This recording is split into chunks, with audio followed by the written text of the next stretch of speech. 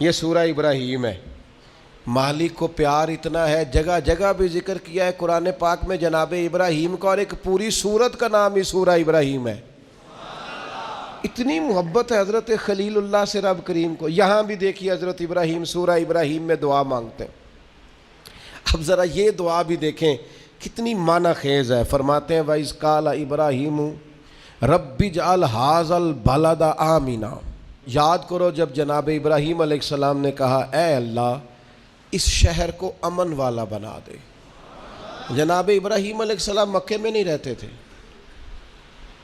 پر دعائیں مکے کے لیے مانگ رہے ہیں۔ اے اللہ اس شہر کو امن والا۔ پوری دنیا کے مسلمانوں کو دعا کرنی چاہیے کہ اللہ مکے مدینے میں ہمیشہ امن ہی رہے، اللہ اسے امن والا بنا دے۔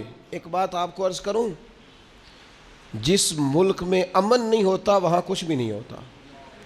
جب تک امن نہ ہو نہ تجارتوں کا مزہ ہے نہ عبادتوں کا مزہ ہے۔ کام کاج بھی تبھی ہوتا ہے جب امن ہو، عبادت ریاضت تبلیغ تعلیم تبھی ہوتی ہے جب امن ہو۔ یہ دیکھیے اللہ کے پیغمبر حضرت خلیل علیہ السلام قیام امن کی ضرورت کے بارے میں کس طرح بیان فرماتے ہیں، کہتے ہیں اے اللہ اس شہر کو امن والا بنا دے۔ جب تک امن نہیں ہوگا، جب تک اطمینان نہیں ہوگا، ٹھہراؤ نہیں ہوگا، سکون نہیں ہوگا، زندگی کیسے آگے بڑھے گی؟ اس لیے پوری دنیا کے مسلمانوں کو مل کے کوشش کرنی چاہیے کہ ہر مسلمان ملک کے اندر امن رہے۔ ہمیں کوشش کرنی چاہیے ہمارے شہروں میں علاقوں میں امن رہے۔ ڈھیر سارے لوگ ہیں جن کو امن پسند نہیں ہوتا، بدامنی پیدا کرتے ہیں۔ آپ اپنے ارد گرد دیکھ لیں، یہ غیبتیں کرنے والے، چغلیاں کرنے والے، ایک دوسرے کے بارے میں سازشیں کرنے والے، شرارتیں کرنے والے، یہ سارے بدامنی پھیلانا چاہتے ہیں۔ اور جناب ابراہیم کیا کہتے ہیں وَإِذْ قَالَ إِبْرَاهِيمُ رَبِّ اجْعَلْ هَٰذَا الْبَلَدَ آمِنًا۔ حضرت ابراہیم علیہ السلام نے عرض کیا اللہ اس شہر کو امن والا بنا دے، وَاجْنُبْنِي وَبَنِيَّ أَن نَّعْبُدَ الْأَصْنَامَ، اللہ مجھے اور میرے بیٹوں کو بتوں کے پوجنے سے بچا لے۔ دنیا میں وہ بندہ بچ گیا جس کا عقیدہ محفوظ ہو گیا۔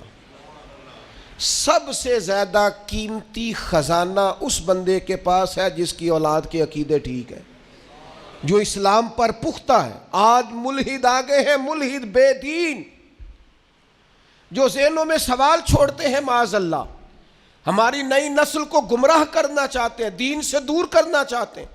اپنے بچوں کے قریب بیٹھا کرو، ان کی باتیں سنا کرو، ان کی سوچیں دیکھا کرو۔ تھوڑے دن پہلے ایک بچہ مجھے پوسٹ دکھانے لگا، کہنے لگا یہ دیکھیں ایک بندے نے پوسٹ کی ہے، کروڑوں اربوں روپیہ تم جانوروں کو قربان کرنے پہ لگا دیتے ہو، یہ غریبوں کو دے دو، لوگوں کے گھر بن جائیں، بچیوں کی شادیاں ہو جائیں۔ پتہ نہیں لوگوں کو ہر دینی کام پہ غریب کیوں یاد آتے ہیں، یاد آ جاتے ہیں۔ میں نے انہیں کہا میں دیہاتی آدمی ہوں، ہمارے ڈیرے کے ساتھ ایک ڈیرا ہوتا تھا، چاچا جی بشیر صاحب نے نا ہر سال وہ بیل پالتے تھے بیچنے کے لیے، غریب آدمی تھا، اور کہا کرتا تھا اس دفعہ میرے جانور بڑے اچھے ہیں، یہ صحیح بک گئے تو 2 بیٹیوں کی شادی کروں گا۔ پال کر بیچنے والے بھی غریب کم ہیں، جو کاروبار کرتے ہیں بڑے فارم بناتے ہیں، پال کر بیچنے والے بھی غریب، اور جو کسائی ذبح کرتے ہیں وہ کون ہوتے ہیں؟ او میرا سارے انو بڑا گوشت باندھے کہندے ڈاکٹر ڈکیا ہے، وہ تو کھائیں گے مرغی یا بکرا، اے جننے ویڑے پل دے جے ماڑے ہی کھانے نے۔ اس لیے یہ جو روغن خیال ہے نا، کہتے ہیں قربانی نہ کرو غریبوں کو دے دو، ان کو فکر نہ کرو، یہ غریبہ ہی کھانی ہے ساری۔ امیرہ نو تے بند دے سارے انو، جس سے پوچھو کہندے میں نو ڈاکٹر نے بند کیتا ہے، تو بھئی غریبوں کا کھلا ہے اللہ کے فضل سے، وہ انشاءاللہ کھائیں گے، بلکہ ان کے لیے صحیح کر کے کھلتا ہی بڑی عید والے دن ہے، تو آپ ان کا بھی بند کرنا چاہتے ہیں۔ اس لیے حضرت ابراہیم کی یہ دعا کہ یا اللہ بتوں سے ہمیں بچا، ہماری اولادوں کو بچا، وہ تو بچے ہوئے تھے، یہ دعا ہی ہماری تعلیم کے لیے۔ بچوں کی نگرانی کرو، ان کا خیال رکھو، یہ کسی بے دین بد عقیدہ کے پاس نہ جائیں۔ ان کی زبانوں پہ جب بھی نام آئے یا خدا کا ذکر کریں یا مدینے والے پہ درود و سلام پڑھیں۔ یہ کبھی جناب ابو بکر کی بات کریں، یہ کبھی عمر کی بات کریں، یہ کبھی سیدنا عثمان کی کریں، یہ کبھی مولا علی کی کریں، یہ بار بار کہیں کیا بات رضا اس شمنستان کرم کی، زہرا ہے کلی جس میں حسن اور حسین پھول، یہ بار بار بات کریں حضور کی اولاد۔ تو عزیز بھائی، حضرت ابراہیم نے دعا مانگی، یا اللہ مجھے بھی اور میری اولاد کو بھی بتوں سے بچا، برے لوگوں سے بچا، گندے عقیدے والوں سے بچا۔ پھر فرمایا ربی انہن اضللن کثیرا من الناس۔ یہ دیکھو بتوں کی بات ہو رہی ہے، لوگ کہتے ہیں فلاں کے پیچھے بڑے لگ گئے، حضرت ابراہیم تو کہہ رہے ہیں اللہ ان بتوں نے بڑے لوگوں کو گمراہ کر دیا ہے۔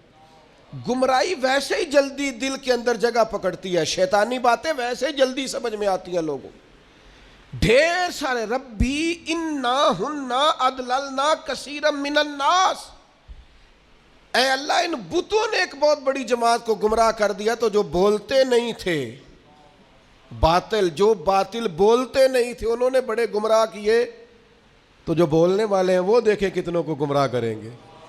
اس لیے حضرت اقبال بولے، کہنے لگے یہ دور بھی اپنے ابراہیم کی تلاش میں ہے، یہ دور اپنے ابراہیم کی تلاش میں ہے، صنم کدا ہے جہاں لا الہ الا اللہ، اور فرماتے ہیں بہار ہو کہ خزاں لا الہ الا اللہ، اگرچہ بت ہیں جماعت کی آستینوں پہ پر مجھے ہے حکم ازاں لا الہ الا اللہ۔ ہم یہ گواہی دیتے رہیں گے اللہ کی توحید۔